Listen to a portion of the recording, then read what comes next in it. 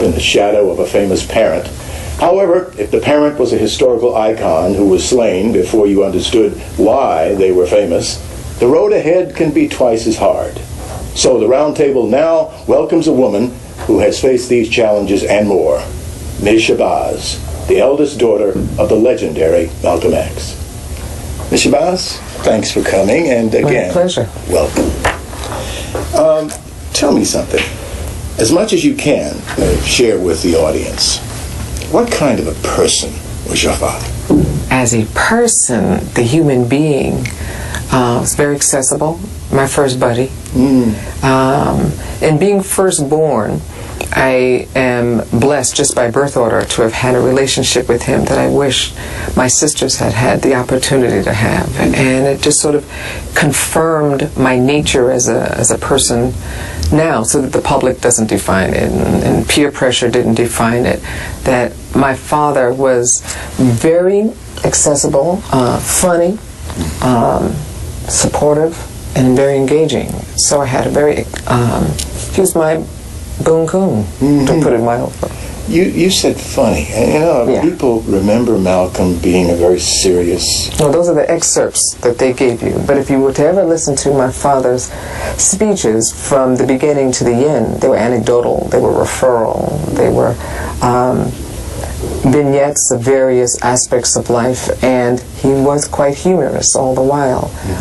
What it was committed, so that they would give you the furrowed brow in the excerpt that has been perpetuated. And every now and then when someone portrays my father, they do that kind of grimace, you want to say, wrong face. As the oldest daughter, is it your intention to try to continue the legacy of your father, or... I think all children and people who are inspired or in the presence of, we wind up being legacies of everything around us. If it is what someone else on the outside discerns, I can't measure or determine what that is, because they're misinterpreting something and I can't fulfill that. But I would call myself a natural Shabazz. A natural Shabazz. It's got to be frustrating for you with the misrepresentations and the misgivings that just abound throughout, because he was so famous. How do you cope with that? Is there some way that you can, somebody you find or some group that you find to kind of lean on? What makes my circumstance different is simply that those who have assessments are larger, but everyone goes through them in their lives. I would gather that your children go through them. Everyone, whether you're the minister's daughter or the principal's child, that we all have people that have expectations of us. What about Dr. Betty Shabazz, who was a brilliant woman? I had the pleasure to know her, but a lot of people just don't know about her. Do they not? No, I mean, a lot of people, of course... Maybe not in California, but you couldn't miss her in the East, because she was part of everything, in the East Coast, and has a personality. I mean, when one says her name, it's almost associated to an adjective. The nature, the being, the presence. Oh, here comes Dr. Shabazz. That kind of thing. As a professor, as a teacher, as a maternal mentor, she never stopped. But what people don't realize is that with all of that strength was the vulnerability of having been left here without her husband. My mother was a perpetual wife, even when my father was killed, so she never lived the life of a widow. It was as if he was still here. So her commitment to him when she said "I do" was with her until she made her transition. A brilliant woman. Your family. I mean, you're of course the eldest of five. Six, right? Six. And did you have to assume some of that motherly? It's not even a have to. It's an is.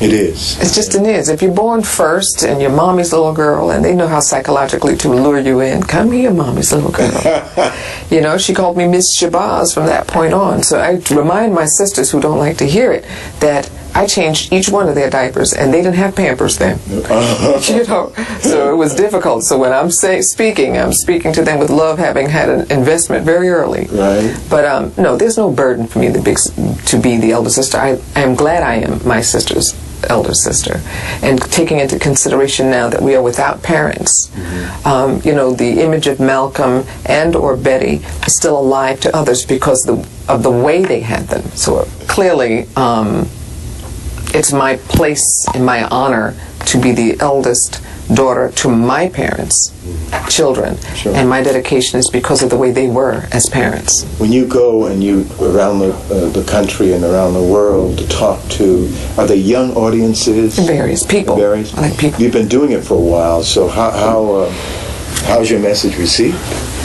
Oh gosh, Mr. Hooks. I'm sure. I'm often asked back.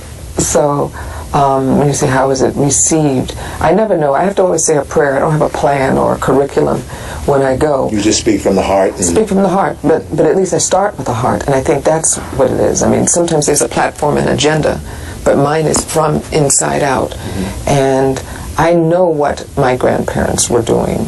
I know what my parents were doing. I am a product of having been fed that from Gerber stages. And whether it's young people, we talk about disenfranchised youngsters, and then we ignore the children who are in private schools and everything like that. Right. We put them on the back burner.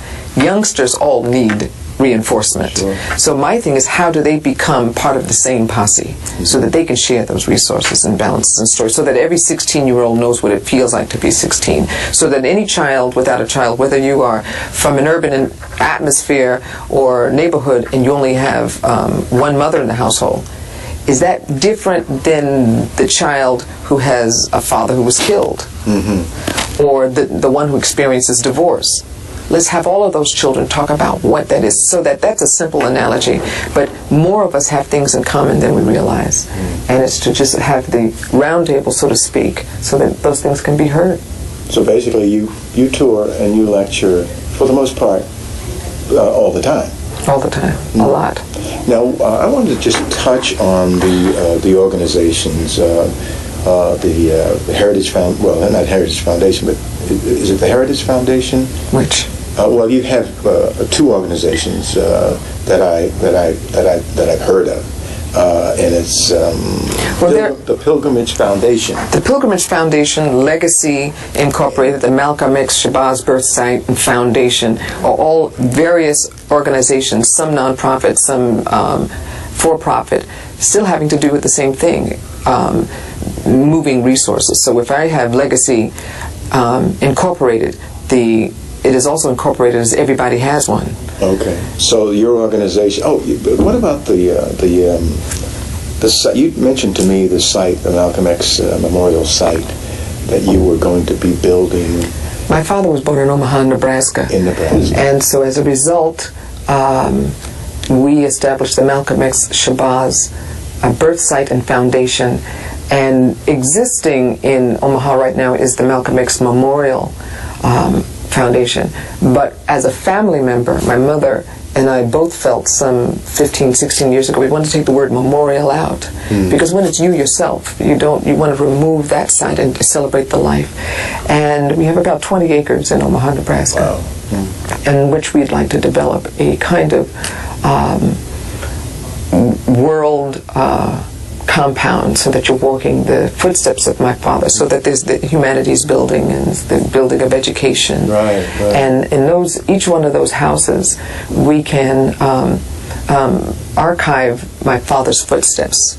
So theology, all of those things. Right. But to incorporate, make it available, my father has to be available to everybody. Sure. So sometimes I know that certain parts of our culture want to hold him as their own or our own, but in order to really celebrate people who have gone before us, you have to make sure that the door is open for all of us to have access to him.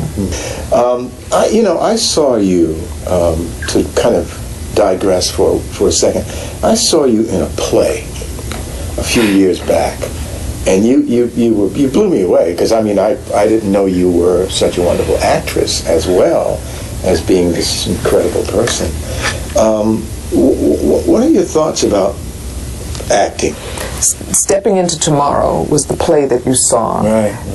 Yolanda King and I, back in 1979, initiated the company Nucleus, right, the Center of Positive Energy. And not much different than the missions of the organizations we talked about just recently.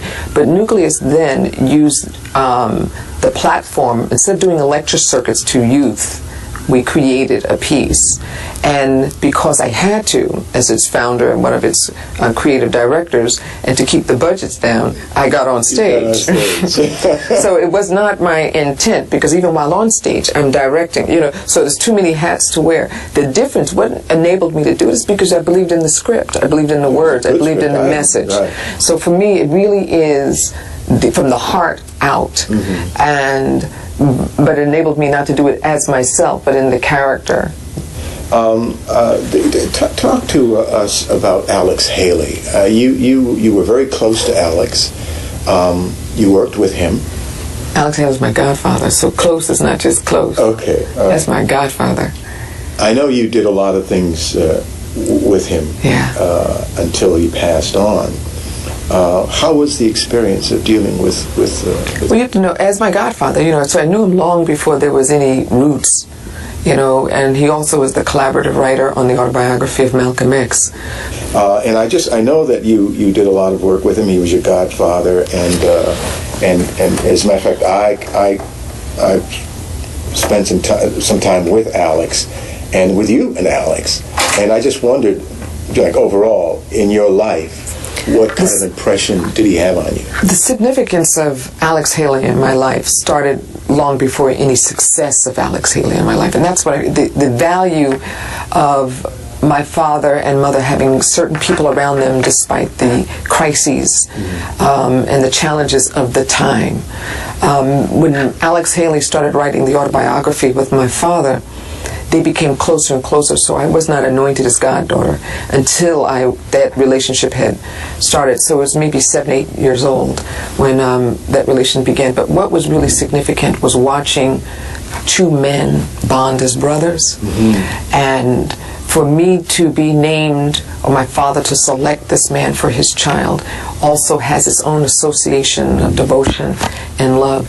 So when my father was killed, Alex Haley happened to be one of those paternal persons, based on having loved my father, that I got to have until he left, and a buddy, a real friend, a real buddy, and to know the vulnerability of black men standing tall and going through different means of presenting their art, their voice. There were no real supported writers at the time. There was no guaranteed success for a writer at the time, much less a subject that my godfather ventured on, such as roots. No one really wanted to hear it, but my father had said to him, you have to do it, and kind of gave that kind of stamp. And when my father transitioned, it was one of the many conversations we had that Malcolm's there supporting it, because at least that's someone who got it and understood it. What people really don't understand is that the Malcolm X movie was not just a 1992 picture, but Marvin Worth, who was a Hollywood producer and another very good friend of yours. Paternal. These are all the paternal people I inherited, because Marvin Worth and my father knew each other at 17 years old. Wow. Before my father went to jail and Marvin Worth moved on to writing vaudeville. But they came to my mother and Alex Haley and got the rights to start the process of doing the movie. James Baldwin was the original screenwriter or manuscript writer adapter, and Arnold Pearl came on board to adapt it to screen. And so that the relationship moved around in many ways, as confidant, as partners, as when he and my mother and their sibling relationship couldn't communicate as fluidly as they needed to, I'd get in, because my mother would always remind you, that's my husband. So you may be associated to the subject, but that's my husband. So I was blessed. My parents gave me quite a number of people. You still bi-coastal? Yes. So you have a place in New York, you have a place in Los Angeles, and then you're all over the world. You want to talk about your family? You want to talk about your kid?